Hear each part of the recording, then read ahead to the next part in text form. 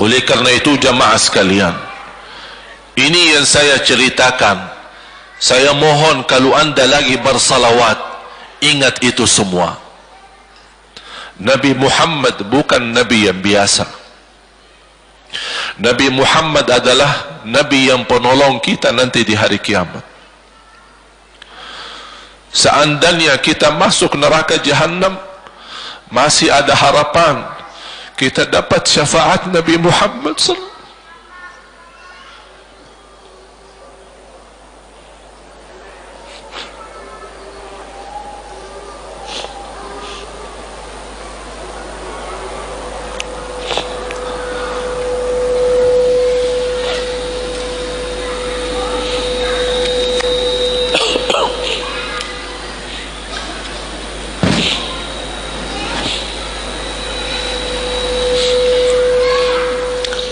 Yang masuk neraka saja dapat syafaat Rasul.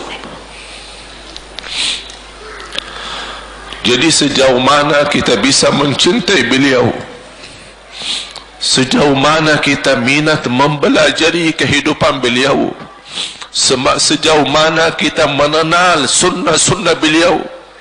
Di zaman ini, umat yang paling bodoh terhadap beliau kita umat Islam. Kita umat Islam banyak hal yang tidak tahu tentang beliau, tidak tahu bagaimana perjuangan beliau, bagaimana doa beliau untuk kita, bagaimana kesedihan beliau kalau ada di antara kita yang kena musibah atau keburukan, apalagi masuk neraka. Siti Aisyah radhiyallahu anha,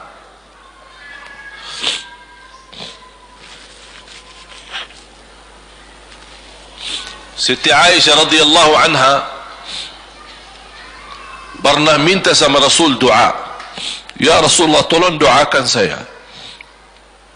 Rasul mendoakan, Allahumma ighfir li Aisyah ma taqaddama min dhanbiha wa ma ta'akhkhar, ma qaddamat wa ma akharat, wa ma asarrat wa ma a'lanat.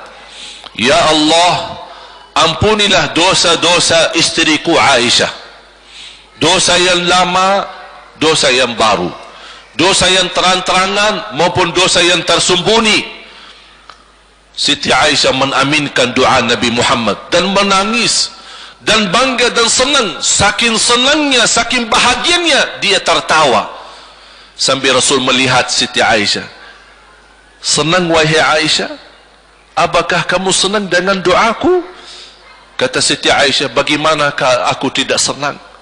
Aku justru merasa bahagia dengan doamu untukku ya Rasulullah. Apa kata Rasul? Ketahuilah wahai Aisyah, ketahuilah doaku yang baru ini untukmu, itulah selalu doaku untuk umatku di setiap salat. Itu doa Nabi kita buat kita. Setiap beliau salat mendoakan kita, ya Allah ampuni dosa umatku, dosa yang lama, dosa yang baru, dosa yang sembunyi, dosa yang terang-terangan. Setiap salat itu doa Nabi kita, Nabi Muhammad SAW untuk kita semua. Apa yang diminta oleh Rasul? Rasul tidak minta banyak dari kita. Salah satu yang diminta oleh Rasul dan memohon, satu itu berbanyak, itu satu-satunya yang Rasul minta banyak. Selain itu Rasul tidak pernah minta banyak. Satu-satunya Rasul minta banyak. Apa? Salawatlah kepadaku, berbanyaklah salawat kepadaku. Mengapa Rasul minta berbanyaklah salawat kepadaku? Kenapa tidak minta amalan yang lain untuk dibanyakkan salawat atau amalan yang lain? Mengapa hanya salawat? Rasul berpesan berbanyaklah salawat kepadaku, karena Rasul tahu dengan kita berbanyak salawat kita akan dijamin dapat syafaat beliau, dan itulah beliau yang diinginkan. Bukan hanya dapat syafaat, bahkan Rasul sendiri bersabda, aqrabukum minni majlisan yaumal qiyamah, yang paling dekat kepadaku hari kiamat, yang paling banyak salawat kepadaku.